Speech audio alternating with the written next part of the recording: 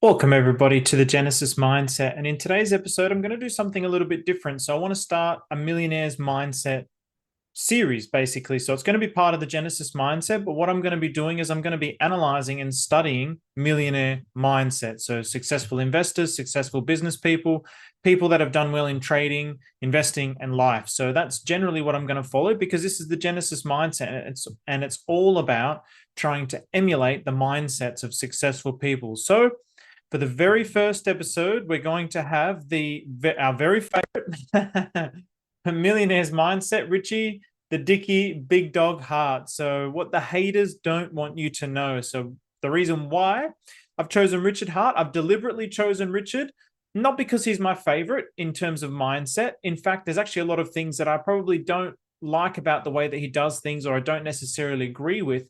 But I've chosen Richard because he's the person that the current audience is most familiar with. And I think, again, he has a lot of good things to teach all of us. And his teachings is what actually brought us to Hex and Pulse Chain. And again, I think we've forgotten some of these values and some of these mindsets and traits of Richard Hart. So if you're new to the channel, the other reason why I want to do this as well is because there's going to be universal principles between all these millionaire mindsets. So even as I was doing this, I noticed a lot of trends that I've already noticed in all the books that I've read and all the podcasts that I've listened to. So it's really cool to see the similarities between all these different people. So why Richard Hart? So he grew up in a blue collar family and learned the value of working hard. So he wasn't a rich person. He wasn't a successful person. He was very hardworking.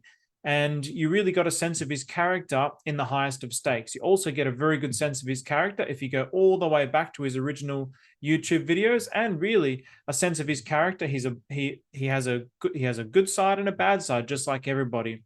He has actually set up multiple businesses, and Hex and Pulse Chain is his babies at the moment, you could say.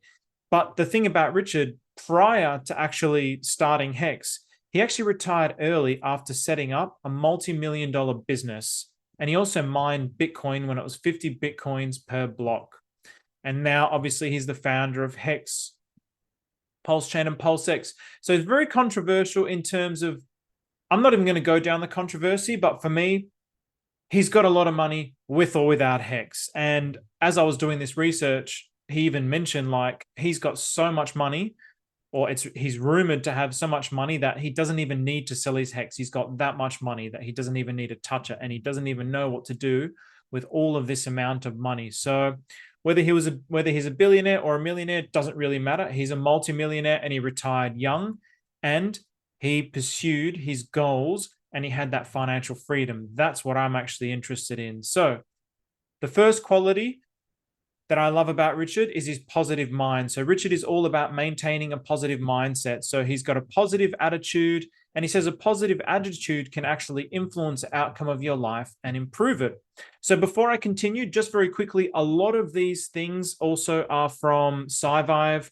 So a Wild SJ has done a really good, she's basically done an audiobook of the whole of SciVive. So I'm going to leave the link there.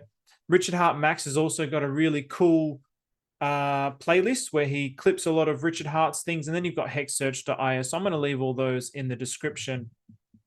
And gratitude and focusing on the positive aspects of life, even when things are difficult. And this is something that I personally am a massive proponent of. As you know, I'm all about positivity and gratitude. So this was the first thing that resonated with me with Richard. And you do notice that in his character. You do notice that in his nature if you go back and listen to some of the things that he's done, and also the way that he's actually developed into Hex. So one of the things that I noticed from the highest of stakes, which I absolutely loved, was the evolution of Hex. So he had an idea for Hex, and this was what Hex was going to be. But as he developed that idea, just going with the flow and adapting and being positive, the idea actually evolved. So I really loved that concept behind Richard. He's really taking cues from the world. So this is actually another quality of his mind, which we will go to towards the middle of the presentation. So also, as I go through, just little clips as well to kind of break it up. So here we go. This is the first clip of Richard. Healthy living and diet and exercise and positive attitudes and all these good things that come from these belief systems, you can show people benefits. Like you can take a complete scam that is made up bullshit like Scientology, there are parts in it that are effective, and they get good results for the people that follow those parts. The laundering money parts, aspect of it, the tax evasion aspect of it. Well, to get shit done. It's a personal responsibility. I mean, there's one drill that they do where they put you in a room and they analyze what your weaknesses are to try and fuck with you, and then a team of guys just straight up fucks with you. That's pretty cool. They do like fuck with you drills. You're like, wow, that's pretty interesting actually. That seems like it could be useful for being able to engage on the internet and have a thick skin, right? Healthy living. So obviously the other day as well, I showed a clip where Richard was talking about having a positive mental attitude and positive framing for everything. The reason why I showed this particular clip was his ability to actually extract the positives from any kind of circumstances. So Scientology obviously it's very controversial. It's got that cult kind of stigma to it. It's generally perceived very negatively, right? But he's still able to see, even here, there's something here. There's a quality here that you can actually utilize for your own life. So I really love the positive framing that he takes from that. And of course, he's got the wisdom to know, well, I'm not going to go down all the avenues of Scientology, but there's still things in there that are of value. And you can probably do that almost with anything in society. Now, the next one is growth mindset. So he's always about continuous self-improvement, continuous self-learning. So he always talks about continuing to learn, seeking new knowledge, seeking new skills. It's really a central part of SciVive, and really to maintain this mindset of a lifelong learning and self-improvement. And he really encourages his readers to seek out this new knowledge.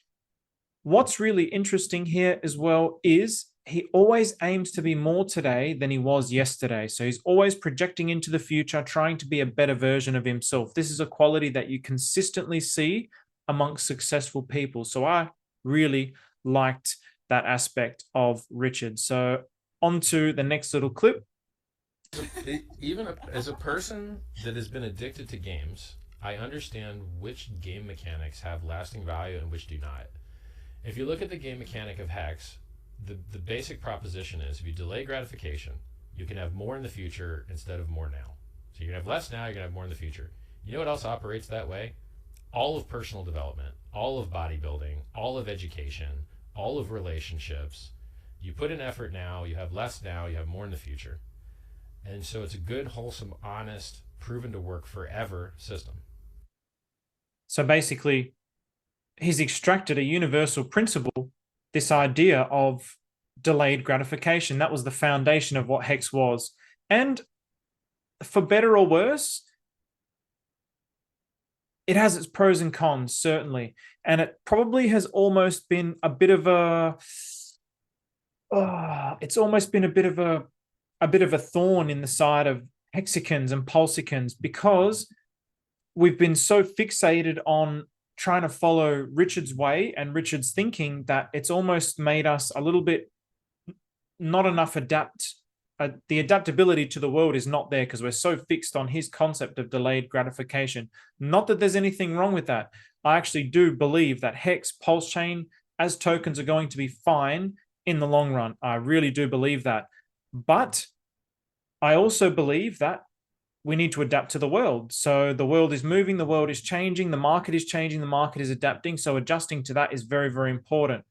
Again, I really hope that the ones who have stuck to their guns, the ones who have stayed with the delayed gratification, haven't traded anything, I really, honestly, truly hope they're the ones that come out on top. I hope all of them do better than me, because I've actually dabbled in meme coins. I've adjusted my portfolio to the condition, and it's not that I haven't stuck with the delayed gratification. The majority of my portfolio is still Hex, and it's staked Hex. But I really, truly hope those people who stuck with that ethos and just did 15-year stakes and did long-term stakes, I really hope they get rewarded in the long run, because they really deserve it. Because everything that's going on now is a real challenge to their mind. So I honestly hope that they are the ones that come out on top, because if Hex plays out like we think it will, they will be the ones to come out on top. If Hex continues to perform in the next 10, 15 years and into the future, they will be the ones that come out on top. So I really hope for their sake that they are in that position. So the next quality of Richard is focusing on goals and visualization. So this is visualizing your goals and visualizing yourself achieving them. This is really big everywhere that you listen to. All these kind of self-help, self-talk, self-improvement courses that you go to, they're really big on visualization. Manifestation is big on visualization. It's massive to really visualize your goals. And a lot of what they say as well is it's not just about visualizing your goals, it's really about feeling those goals, going into the feeling. What does it feel like to actually succeed in those goals? I think where a lot of people actually get stuck on is they get stuck on just the visualizing, but they don't actually take any actions. They have this too much of a spiritual perspective, you could say, where they're visualizing, they're going into the feeling, and the universe is going to do everything for me, and I'm just going to sit back and do nothing. You are the universe. You actually have to participate and take the action in order for the results to come. Otherwise, the results are never going to come. So I don't know how spiritual Richard is. I think he's got a bit of a spiritual side. I know he's very big into Tony Robbins, and I would say Tony Robbins has got a spiritual side, but I would say he's more rational than spiritual. And consequently, be very specific with your goals and clearly define them. So even in the Bible, it talks about this. It really talks about being very clear on your goals in the Bible. So this is really a timeless principle. If you don't know where you're going, if you don't know what you're trying to achieve, how can you actually do it? So this is something that is very big on. So being very specific with your goals. Aligning your subconscious mind with your conscious mind, so your goals and your objective. Because when you actually align your subconscious mind with your conscious mind, things start to shift all around you. There's chemicals that happen inside of your brain, the neurochemicals. Neuroscientists study all of these processes, and things actually happen. There's physicists that study these things as well, and this is where it gets woo-woo. Your energy field, your magnetism starts to change. Having said that, this is something I have personally struggled with a lot in my life. Because if you write a goal and you want to try and align your subconscious with it, and your subconscious is completely trash and it's full of negativity and it's full of self-doubt and full of a lack of belief, it's very hard to visualize anything. It's very hard to stay focused on those goals because the negative mindset really holds you back. And that's something that I've personally had to do a lot of work on. So again, I talk about meditation a lot on this particular show. And the meditation that I do, it's not meditation where you just sit there and breathe or focus on a mantra or focus on a particular object or just close your eyes and try not to think or just go into the nothingness. It's actually reflecting on what's inside of your mind, because those are the things that are actually holding you back, reflecting on what's in your mind and letting them go, learning how to let them go. So as you do that, you clear your mind of those subconscious blockages, of those conscious blockages. Your whole mind changes from the inside out. So it's like a self-improvement. It's like a self-reflection. It's like a repentance. It's like a meditation. It's like all of these things combined into one. It's not any kind of meditation that, well, in my opinion, it's not really like any other meditation that I've ever studied or been familiar with. It's very, very unique in that sense. But of course, everyone will say that their own thing is unique, but it's really helped me a lot to change my own subconscious. So it's very easy now for me to shift my subconscious in alignment with my conscious mind. Before, it was not. I couldn't achieve anything. So I just wanted to highlight that point, that it's very, very effective to clear your mind through meditation. If you've got blockages, to actually get rid of those blockages.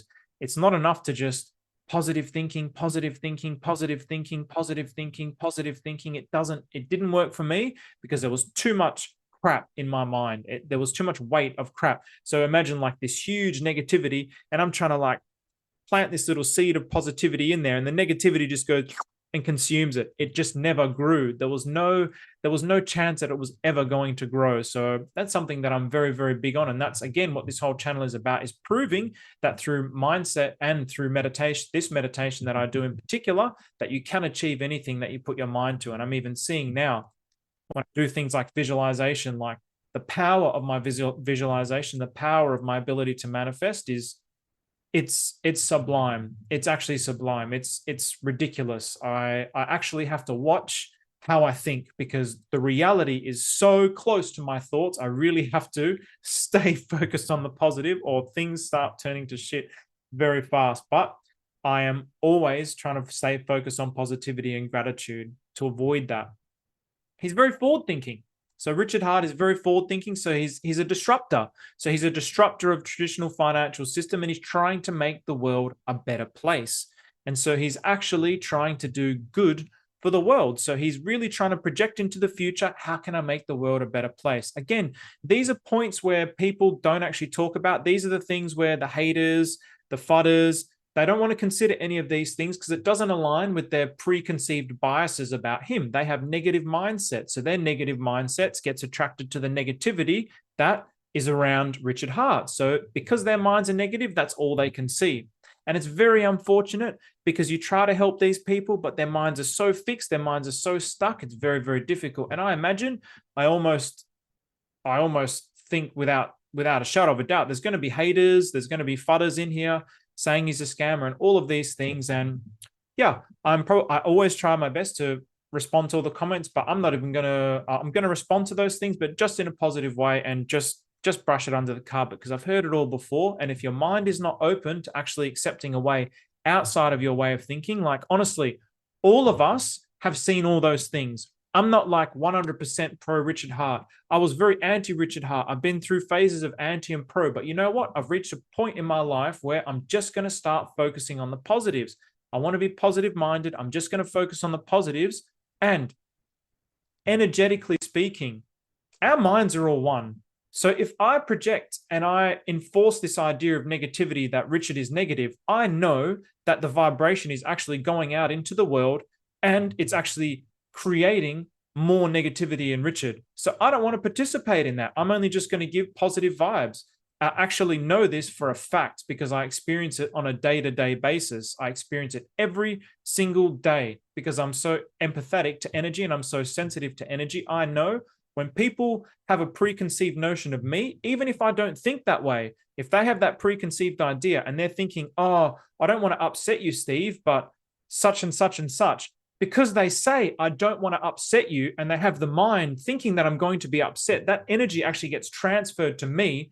And without even, it triggers my subconscious mind, and there's a feeling of upset that arises in my body. My conscious mind just ignores it and discards it from my mind, but it actually arises in my body because it's in there, it's trapped in there, and it actually has to come out. And this is what they talk about in the Bible, about the ones who actually have to die continuously to the world, the lambs that have to continue to spill themselves out into the world and sacrifice themselves to the world. This is the position that I'm in continuously. And that's probably the biggest difficulty I have with life at the moment. In all honesty, one of the biggest difficulties.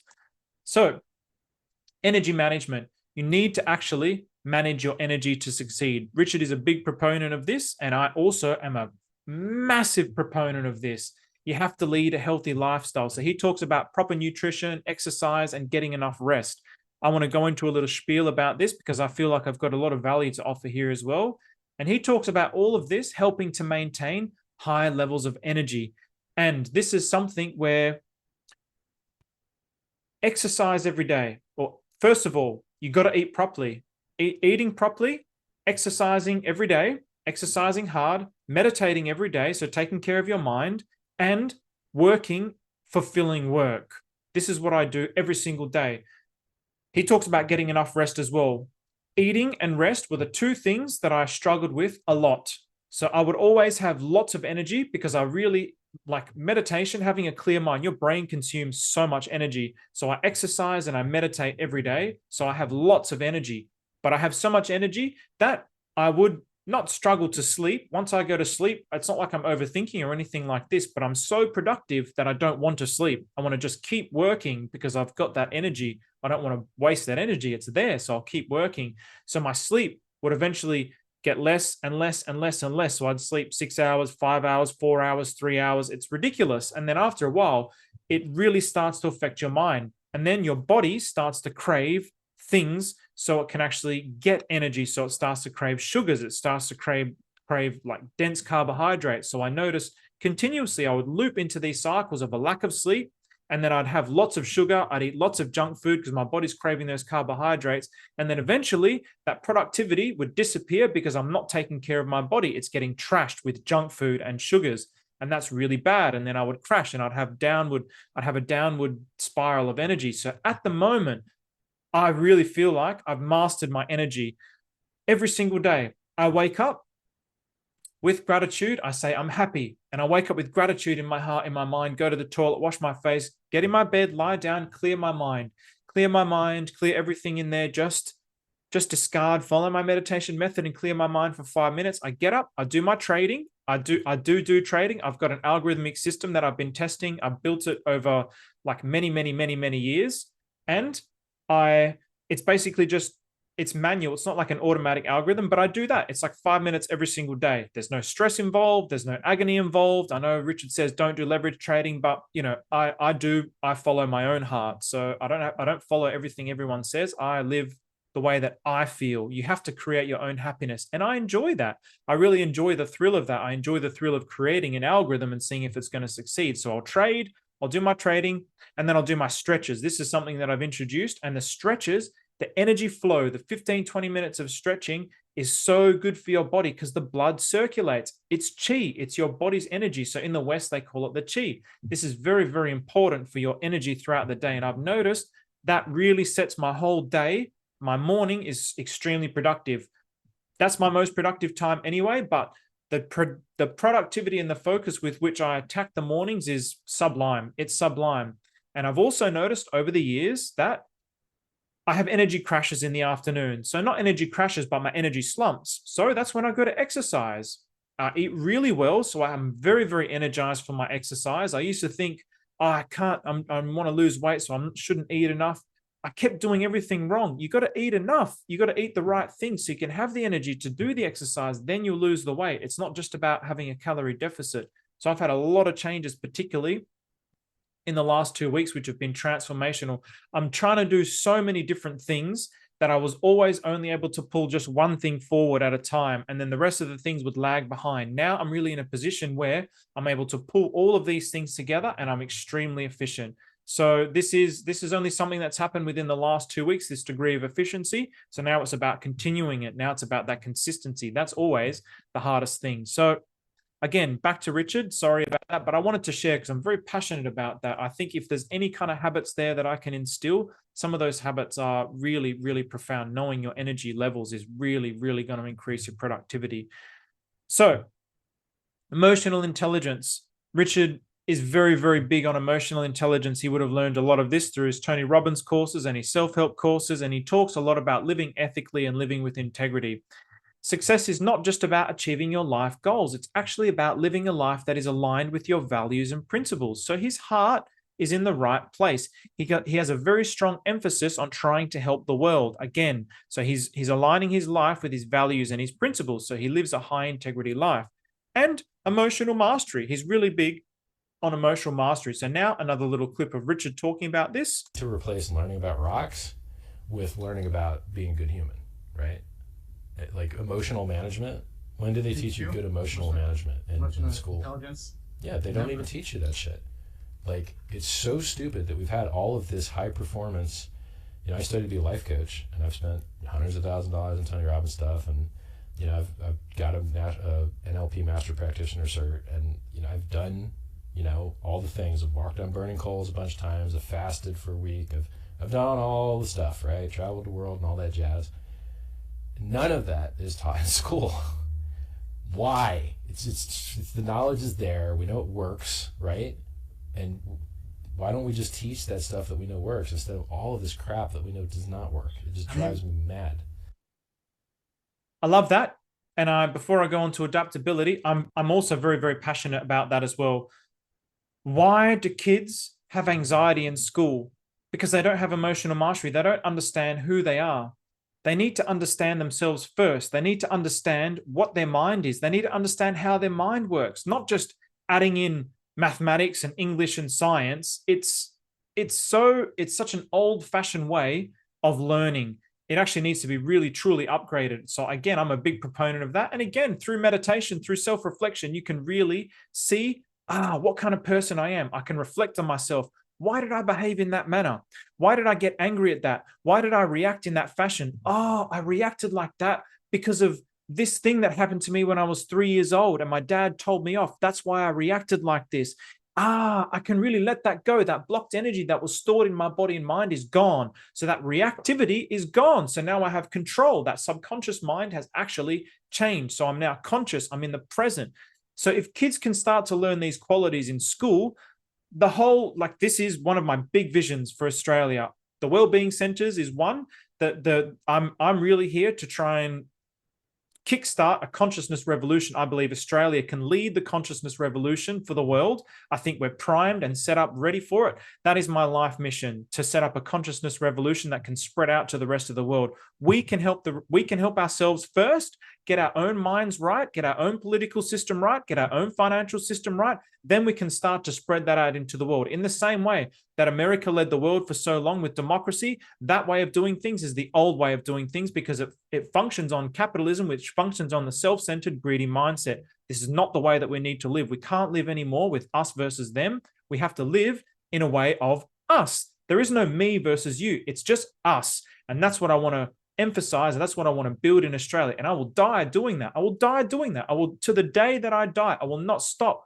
with that goal. And people are going to criticize me. They're already criticizing me. I get a lot of flack already. Meditation is just, there's these preconceptions about meditation.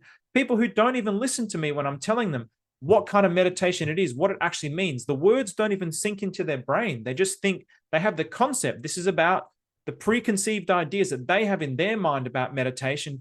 Kumbaya, breathing in and out. Not that there's anything wrong with that. That's their preconceived ideas. And that sort of stuff hasn't changed the world. The meditation method that I'm practicing is actually changing everyone all around me. The people that I see, they're changing from the inside out. I've changed from the inside out. I am not the person that I was 10 years ago. I'm a completely different person. So I'm so passionate about helping these kids and helping them get their minds right. They should not be having anxiety when they're 7. They should not be suicidal when they're in primary school. And I've heard so many cases of this. It's so bad. It's so bad. So we really need to get this right first. So that we need to change the education system. So again, change the consciousness, change the mind, change a political system, change a financial system, change the educational system. All of that thing needs a shift. It's really operating on Windows 95, but we're not in Windows 95 anymore. Okay, now onto the adaptability. So the adaptability of the world, this is something that I'm extremely passionate about, all these things really. So being resilient and adaptable is the key to overcoming challenges. Flexibility and fluidity with your mind. And he talks about failures not being setbacks, they're actually opportunities to learn and grow. So again, that positive framing, the positivity to the mind.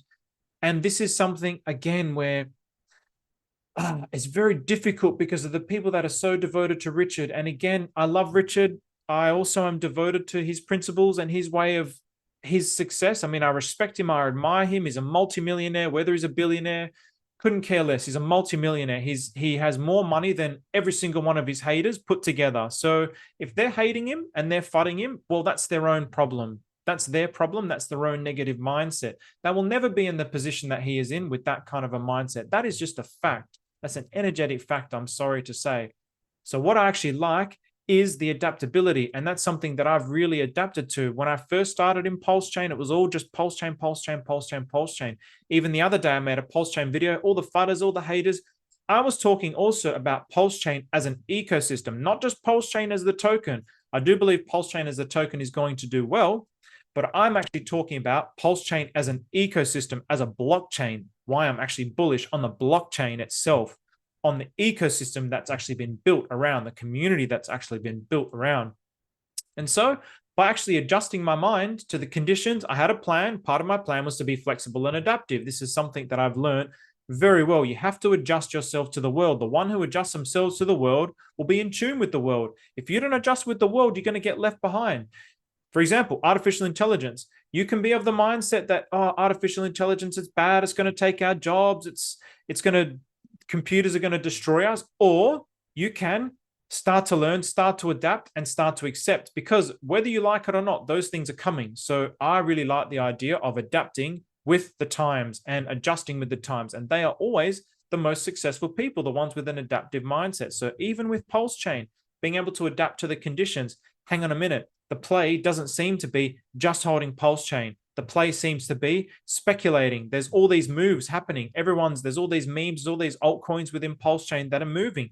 That's the actual play. If I'm to achieve the goals that I want to achieve, that's the play that I need to do. The play for me is not to just accumulate Pulse Chain. That might be the play for somebody else. That might be the play for people who have a lot of money and they're just accumulating, and there's nothing wrong with that. And again, I really hope, honest to God, hand on my heart, I hope all of you guys who have just held Pulse Chain and just held Hex, I honest to God hope that all of you get rewarded for your devotion to the delayed gratification and for your devotion to Richard. I truly 100% hand on my heart hope that you do better than all of us who are speculating and doing memes and degenerate things.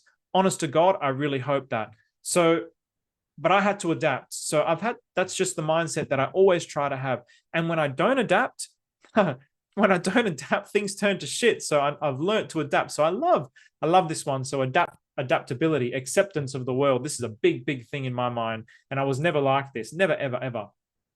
Community. So community and relationships. So Richard's all about fostering strong relationships and a sense of community. And again, his big, extensive hours and hours long stream where he's actually fostering the connections and relationship. He's built this whole community, 300,000 followers on his Twitter and or 150 on his YouTube. One of them's got like 350,000 or whatever it is. And it's kind of sad that he had to do it with the outrage marketing. That's like, to me, that's more of a reflection of the putrid state of the human mind, the putrid state of the old consciousness, that it actually gets attracted to that kind of garbage. And rather than actually a reflection of Richard, everybody looks at Richard like the bad guy, but I look at him like, well, he's adapting to the situation and he's realizing, and he said it so many fucking times, like he was so positive. He just kept putting positive things. Don't gamble, don't take drugs, don't smoke, don't drink, don't do leverage trading. And it didn't get him anywhere near as many followers. So he needed to do the outrage marketing so he could attract the followers, so he could help them. That's what he's actually all about. He's educated them. So he's been very transparent about all of that. And he's very transparent about trying to teach people things. But people, again, they only look at the negative things. They'll take a slice, they'll take a CNN clip, they'll read a little thing. And just go with that without actually understanding the totality of it. This is such a limited way to live in the world. Like the narrow human mind is so bad, man. It's like, it's the cause of every argument, every fight, every conflict, every war, everything. Anyway. Okay. So surround yourself with like-minded people. So positive-minded people, supportive people, successful people. You often hear things like you're the result of the 5 closest people in your life. And this is very true. This is something that I've noticed as well. As I relate to, like, I love all my best friends are all extremely successful. They're all very, very successful. And I was the one that was the trash. I was the one that was at the bottom. They're all so successful, really good in their businesses. They're high up. Partners, managers. I love my friends so much. They inspire me so much, and they've really inspired me to be a better version of myself when I see them doing so well, and I want to do as well as them. So I hope one day I can make them as proud as they make me proud. Like, they truly make me proud. I absolutely love them to pieces. So transparency with the community. So he's told people hundreds of times, probably thousands of times, no timeline for the launch of Pulse Chain. He said it in every single stream when people asked him, and people still cried about the launch. And he would say, all right, well, fine, here's a date. And then people cried about it when the date didn't come. That's your fault. If you're the one that cried, I'm sorry, you have to take the responsibility. That's not Richard's fault. And he got crucified for these sorts of things. Like, my goodness, people need to take responsibility for their own mind and their own actions and their own the weakness of their own mind, and stop blaming people, stop blaming the world. It's such a poor mindset to have. It's the low spectrum of vibration. It's so bad, man. Like, and I'm saying that for your own good. If you have those qualities, I do apologize. I don't mean to offend you. If I've offended anyone, honestly, I'm saying it from a place of love. You have to change your mind. Take responsibility. You have to take responsibility. It's one of the most powerful things. When you realize everything is your fault, it's the most empowering thing that you can ever do. And it's there's such a profound simplicity to that. When you realize everything is your fault, that you actually attract into your life all of the things that are in it, then you can actually start to change and completely turn your whole life around. So he's always educating the community. This is what I love. So he builds that community. He drew them in with the outrage marketing, and he really educated them. That was his whole purpose. Like, these are scams, this is crap. He really fostered this from a loving place. So I love him for this. Now, this little clip, he's always giving value, man. Again, hours and hours and hours and hours and hours and hours.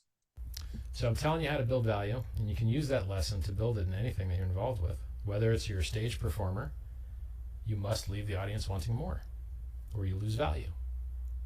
Whether you're talking to girls and wanting to have fun with them, every good thing you say, you get 1 point. Every bad thing you say, you lose 10 points. So you better sharpen up your game and just say good things if you can. All right. So again, this is part of his nature. He wants to teach. Productivity and time.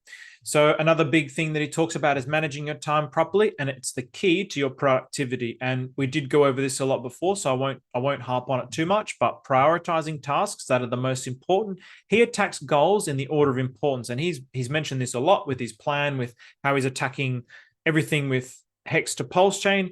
And he actually mentioned this a lot with the culmination of this is Hexaco getting a whole new like even creating a new country, which is pretty cool. I wouldn't move there. I'd love to visit there, but I wouldn't become like a citizen there or anything like that.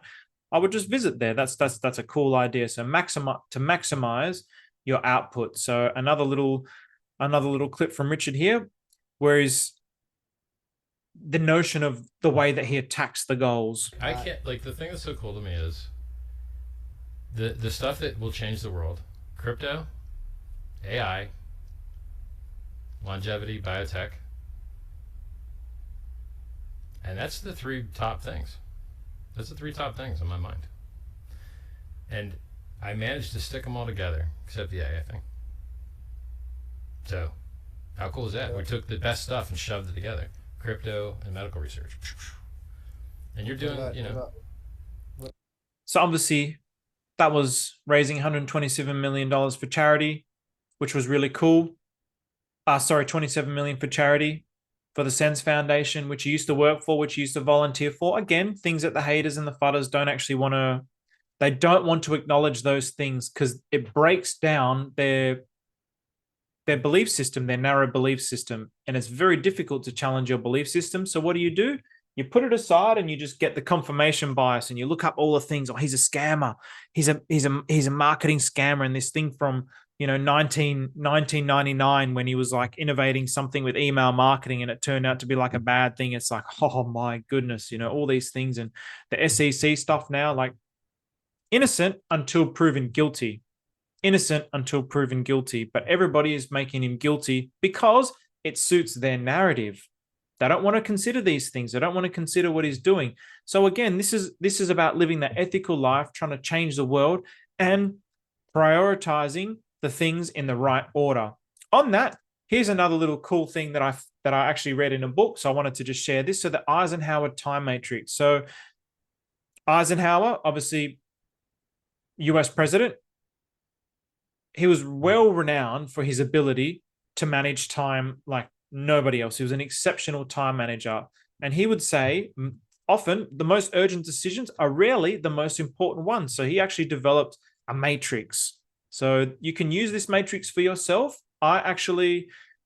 I've used this matrix for myself as well, but I don't use it on a day-to-day basis. I actually probably go more with the Warren Buffett method. So Warren Buffett actually has a method of his own where he just makes a list, a daily list, where the top thing is the thing that he ticks off first. So he'll make a daily list with prioritizing the top and he'll just work his way down that list. Psychologically speaking, as you achieve those things, you tick them off, you get the dopamine hit. So you've got the vision, you've set yourself the vision of what you're going to do for the day with the clear goals, and then you get the dopamine hits for completion. So it's like a feedback loop of energy that keeps you going through the day. So very, very clever. This is actually something that I do need to learn, because I probably a lot of people like this. They just prioritize the most urgent thing rather than the most important thing. So this is why I want to talk about this, because I really want to emphasize this in my own consciousness, because quite often I get myself stuck in the day-to-day tasks, and then those big goals just keep getting pushed aside, which is really quite frustrating. So, okay, finally, actionable tips. So some actionable tips that he has from SciVive. And again, information is just useless. There's no point just listening to these things and taking no action. So I would recommend even just pick one thing and start making it a habit. Habits are the hardest things to build. Habits are the hardest things to change. But even a rock over hundreds of thousands of years will be eroded by drops of water. So habits can change, but they take time. So even if you have setbacks, no problem. Just get up and keep going. You have to have that consistency. Gratitude journal, massive proponent of gratitude journal. Every night I do a gratitude journal. I write about all the things that I'll do my self-reflection in the journal. Then I'll write about all the things that I was grateful for that day, all the things that I did good for the people for that day. It really matures in my mind, and the gratitude just continues to grow. I didn't even know what gratitude meant. Honest to God, 10 years ago, didn't even know what gratitude meant. When people talk about it, I'm like, what does that even mean? Like, okay, thank you, but all right, there's no feeling associated with it. That's how self-centered and shit my mind was. Learning schedule. So dedicate specific times each week for learning new skills or reading books. This is something that I incorporate into my life on a day-to-day basis. I basically read every night, doing these things where I'm learning and then sharing. This is also part of my learning schedule. So I just love doing these sorts of things. So he's a big proponent of this, having vision boards. This is something that I don't necessarily do. Create a vision board with images and quotes that represent your goals to help with visualization. Another massive proponent of vision boards is John Assaraf. So he's got some awesome stories about his vision boards, where it basically brought him to tears. He's hardcore on the vision board. So if you want to learn some ideas about vision boards as well, go look up John Assaraf. Healthy habits. So establish a routine that includes regular exercise, healthy eating, and sufficient sleep. And again, I would add to that. So eating properly, a whole meal, vegetable-based diet. This doesn't mean you can't have meats and all those kinds of things, but I have noticed as I'm getting more vegetable-based and more whole meal, more whole food, things like chicken, they make my body feel like shit. In the past, I wasn't sensitive to these things, but the cleaner my body gets, like the worse it feels when I eat that kind of stuff. So healthy habits, eating properly, exercising every day, meditating, and doing fulfilling work, and getting the proper sleep. So I want to just add to that. An ethical checklist. So regular review of your actions to ensure they align with your ethical beliefs and values. So this is part of having that big vision. This can be connected to your vision board. What's your goals? What impact do you want to make on the world? That's something that I'm personally I live my life like that. I never had any interest in crypto until I actually had a purpose in life. So once I had that purpose, that's actually driven me here to actually continue to do these things and to share these things. Reflect on failures. So after encountering a setback, take time to reflect on what you can learn from the experience and how you can improve. One thing that I wanted to add to this, I was listening to something today where the psychologist said, reflect also on your successes. So quite often we reflect on our failures, but we never reflect on our successes. Your successes is you.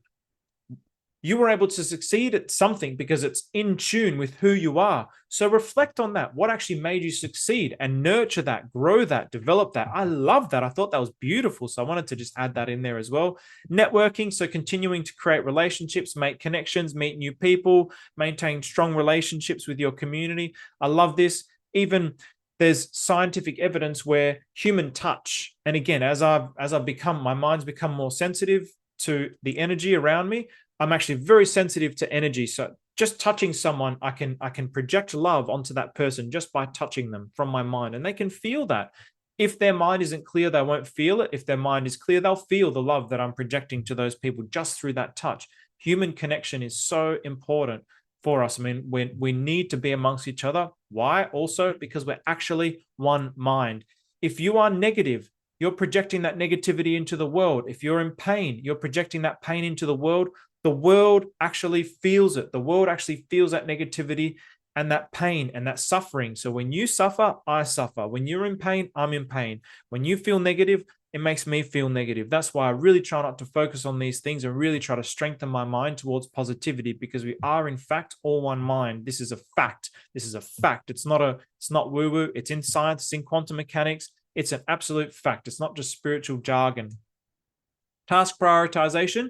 Use tools like to-do lists or digital planners to prioritize and manage your lists, your daily, your tasks effectively. So I've got a journal that I basically use, a diary that I use every day. And this diary, it basically, I do like my monthly reflections. What am I going to do for the month? I plan out the month. And anything that happens, I record it in there. I've got my weekly plan as well. Then reflect on the week, my weekly goals, weekly to-do lists, plan out the week, and then transfer that into the week. And then each day, go down into the day and go down into the individual tasks. And this is actually something that a system that the RAF uses as well, which is the most successful organization in the world. They have a 96% success rate. So the Royal Australian Air Force uses that kind of a system as well. Finally, I'm going to leave this one. So this is just a little, this is just a little bonus for all my teddy bears out there. That teddy bear, Google it and see what it costs. You'll be shocked. Louis Vuitton teddy bear, boy, it's expensive. It's not even pretty. It's ugly. Terrible looking bear. Oh boy. All right. So thank you very much. I really hope you enjoyed that. So that's the first of this Millionaire Mindset series. And whether it's going to be once a week, once a month, I don't really know yet. I've got some ideas about who I'm going to study, and I just keep learning and studying, taking notes, and I really want to keep sharing that thing and keep educating the audience, because I think it's very valuable for you guys. And as I teach it, it's very helpful for me as well. So I really want to go more into the whole mindset element of things as well, because I think it's actually really, really cool.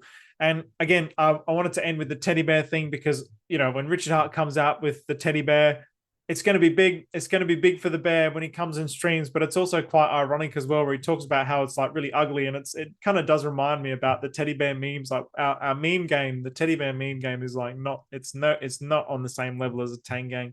So it kind of really reminded me of that. So just a little Easter egg there. So with that, thank you very much. Hope you enjoyed that episode. It was quite long, but in any case, hopefully you got some value out of it.